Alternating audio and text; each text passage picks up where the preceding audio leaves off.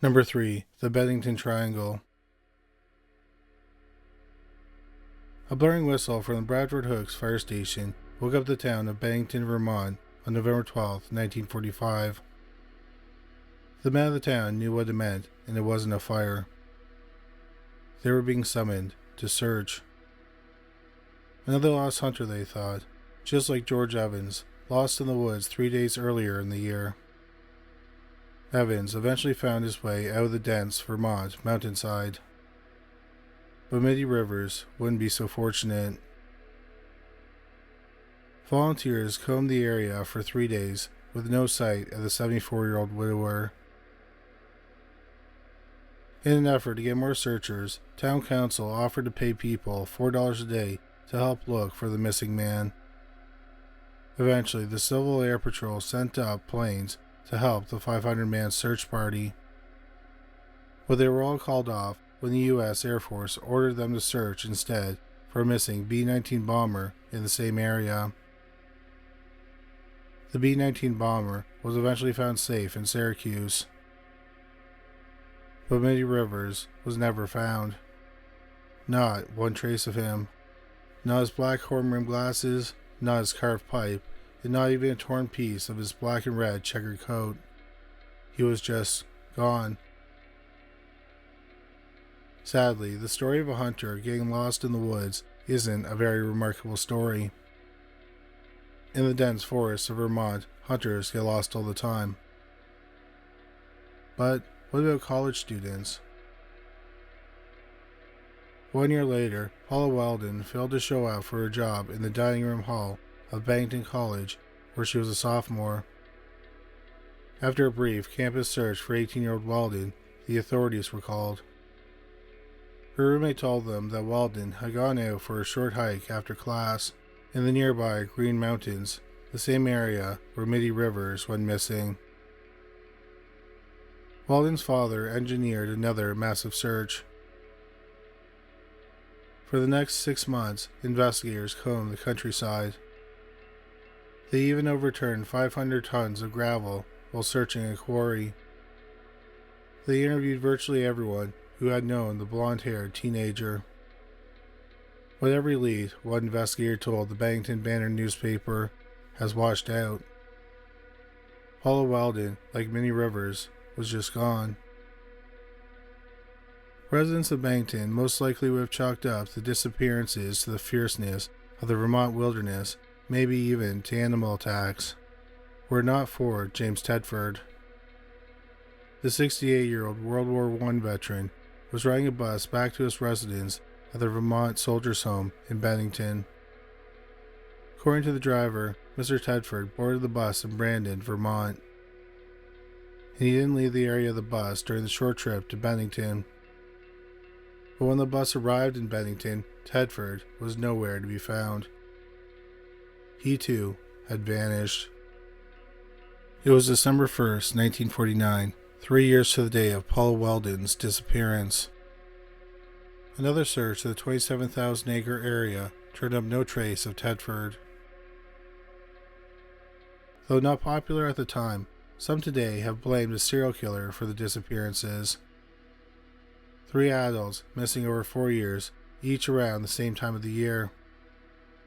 But serial killers usually have a certain type of victim. So, how does an 8-year-old boy fit into the killer's MO? In October 1950, after Tedford's vanishing, 8-year-old Paul Jepson was sitting in his family's pickup truck. His mom left the truck running while she stepped out to attend some stray pigs. When she returned to the pickup truck, her son was gone. This time, the massive search included the National Guard, Vermont State Fish and Game, the Coast Guard, Boy Scouts, local factory workers, bloodhounds, and even psychics. All were looking for a little boy last seen wearing denim overalls, a bright red sweater, and rubber rain boots. The Bennington newspaper reported the Bradford Hooks fire station would blow its whistle to alert searchers when the boy was found. But the whistle never blew. 8-year-old Paul Jepson was never found. A few days later, another woman, 53-year-old Frida Langer, also went missing in the area. 5 unsolved disappearances in 5 short years, all in one sleepy Vermont town. It's no wonder the area was dubbed the Bennington Triangle. But the question remains, why? The local Native Americans have long believed Green Mountain is cursed. The result, they say, from the mountain being the point where the four winds meet. For centuries, that tribe has steered clear of the area, using it only to bury their dead. Another Native American belief is that the hills, specifically the White Rocks area within the Bennington Triangle, contains an enchanted stone. The legend states that anyone who happens to step on the stone is transported to another plane of existence. But Vermont author Joseph Citro has another theory. It's the idea that deep into the woods, the dense Glansbury Mountains hides a lost horizon, a type of Shangri-La. A perfect utopia that takes in wayward souls lost in the woods on one condition: they can never leave. Number 2. The Alaskan Triangle. In 1964, the Warren Commission concluded that Lee Harvey Oswald acted alone in the killing of President John F. Kennedy. But there was one member of the commission who didn't agree with those findings: Louisiana Congressman Hale Boggs. Normally, outspoken government critics are shunned by their peers. But not so with Boggs, who went on to become a well-respected politician on Capitol Hill. And that's why, 8 years later, Boggs found himself crammed in a twin-engine Cessna 310 plane flying low over the wilds of Alaska, 4,000 miles away from his home. As the newly appointed majority leader, it was Boggs' job to help campaign for up-and-coming candidates in his Republican Party. So on October 16, 1972, Boggs, along with hopeful candidate Nick Begich, as well as Begich's aide and pilot Don Johns, took off from Anchorage for a 560-mile southeastern flight to Juneau for a campaign stop. 12 minutes after takeoff, Johns radioed his flight plan to the air traffic control. The trio was never seen or heard from again. Despite more than a month of searching by the U.S. Air Force, accompanied by an armada of private planes, there was no sign of the wreckage, and not a single ping from the plane's emergency beacon. The plane and the passengers had disappeared without trace. But why? Some conspiracy theorists point to Boggs' controversial views of the JFK assassination. Others wondered if turbulent weather or the Cessna's weight capacity were to blame. But there are those who believe that Boggs was simply swallowed up by the Alaskan Triangle. And he's not the only one to suffer this fate. The Triangle, bordered by lines connecting Point Barrow in the north, Juneau in the east, and Anchorage in the north, covers roughly 32,000 square miles of Alaska and part of the Yukon territories. Every year, this particular area sees people disappear at an alarming rate. In 2007, 2,833 people were reported missing within the bounds of the Triangle. With Alaska's population being just over 6,500, that works out to be 4 people for every 1,000. 4 out of every 1,000 people. Just gone. Since 1988, more than 16,000 people have joined Hale Boggs in the Great Void. People like Michael Lemaitre, who was competing in the popular Mount Marathon endurance race in 2012. When he didn't arrive at a checkpoint, people started looking for him. But, as one state official said, there were no clues, no trace, no trail. And people like Chris McCandless, the 24-year-old adventure seeker who vanished from his Alaskan encampment in 1992. His story was famously chronicled in the 1996 book Into the Wild, which was made into the 2007 film of the same name, but his disappearance has never been explained. And while it's logical to chalk up some of those disappearances to outdoor enthusiasts getting lost amidst the dangers of the Alaska wilderness, it can't account for them all. So what's swallowing up more than 2,000 people in Alaska each year?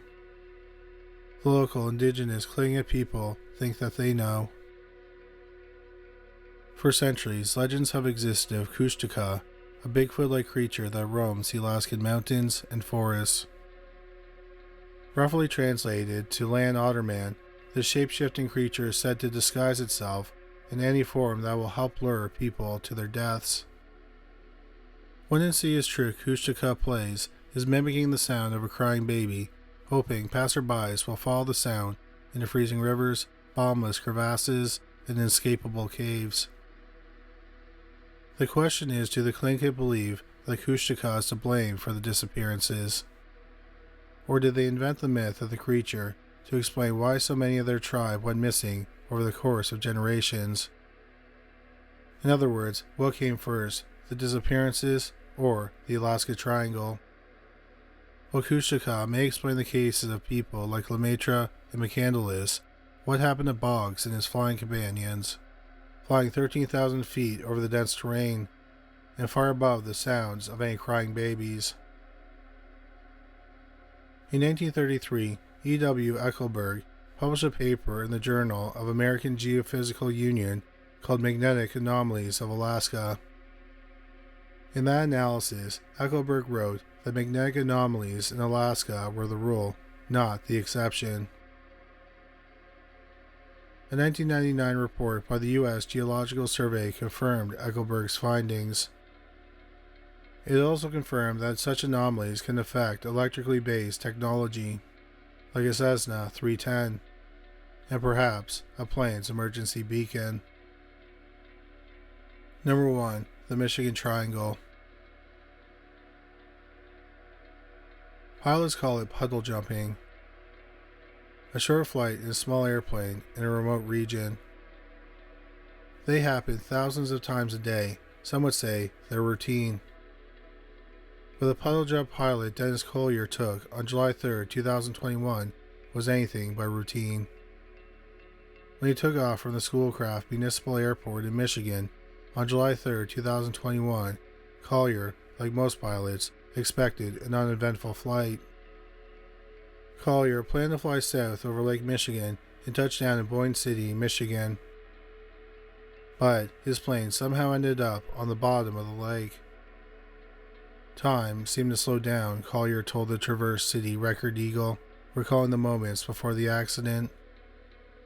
Collier was lucky. He survived, but hundreds of others haven't been so lucky. Between 1964 and 2018, a staggering 873 planes have crashed in Michigan.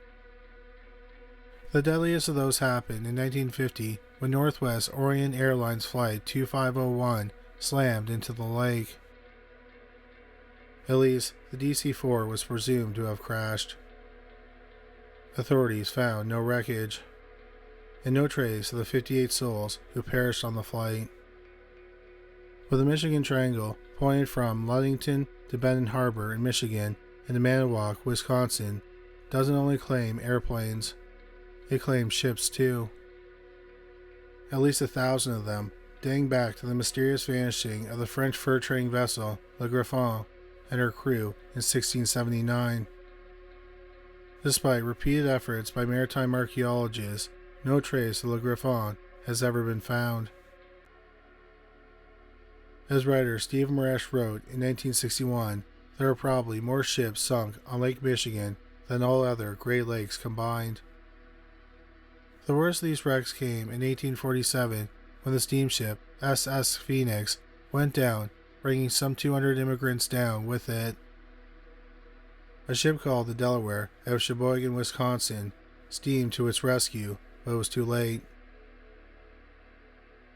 7 years later, the Delaware itself would join the Phoenix at the bottom of the lake, along with its 11-man crew. But you don't have to be on the water or above it to experience the effects of the triangle. Case in point, the strange disappearance of Steve Kubacki. In February 1978, Kubacki was a 23-year-old college student at Michigan's Hope College. While on a group ski trip to Saugatuck, Kubacki simply vanished. Authorities used dozens of officers and a helicopter in a search for the young man. But the only thing they found were his footprints, which flattened a 200-yard-long line in the snow and then suddenly stopped on the shore of Lake Michigan. A sad case, the rescuers thought. He must have wandered onto the ice and fallen through. And that was the official story, until 15 months later, when Steve Kubacki suddenly reappeared. On May 5th, 1979, Kubacki awoke in a field near his father's house, 700 miles away in Massachusetts. He had no memory of that missing year and a half. I didn't feel like I had been gone that long, he told UPI, surrounded by his family, but I'm beginning to understand. What could account for this strange phenomenon of frequently crashed vessels in disorientation? Some believe that Stonehenge is to blame, or at least the Wolverine State's own version of Stonehenge. Discovered in 2007 by Dr. Mark Hawley, Michigan's Stonehenge is a mysterious, some say unnatural, rock formation on the bottom of Lake Michigan, near the middle of the triangle. Also known by its more scientific term, the Grand Traverse Bay Stones, the formation consists of a mile-long stretch of submerged boulders ranging in size from that of a soccer ball to that of a small car. All these prehistoric rocks are arranged in a peculiar pattern, standing out in stark relief of the lake's sandy bottom. Given that England's Stonehenge has been given an array of mystical and metaphysical powers over the centuries, could it be possible that these boulders in the lake have the same powers? The power to affect magnetic fields, navigation, and even space-time itself? Whatever the answer, you may want to put Lake Michigan on your permanent no-fly list. Thank you so much for watching this video. We hope you found it interesting. If you did find it interesting, please make sure you subscribe. We'll have a new video about the paranormal every week. If you just discovered this channel, please make sure you check out our other channel, Criminally Listed. We have over 325 videos featuring bizarre but true crime stories. You can find it at youtube.com/criminallylisted. We also have a podcast about cold cases that were eventually solved called Criminally Listed Presents Into the Killing. You can find it on Stitcher, Spotify, Amazon Music, and anywhere you find great podcasts. But that's all for today. Thanks again for watching.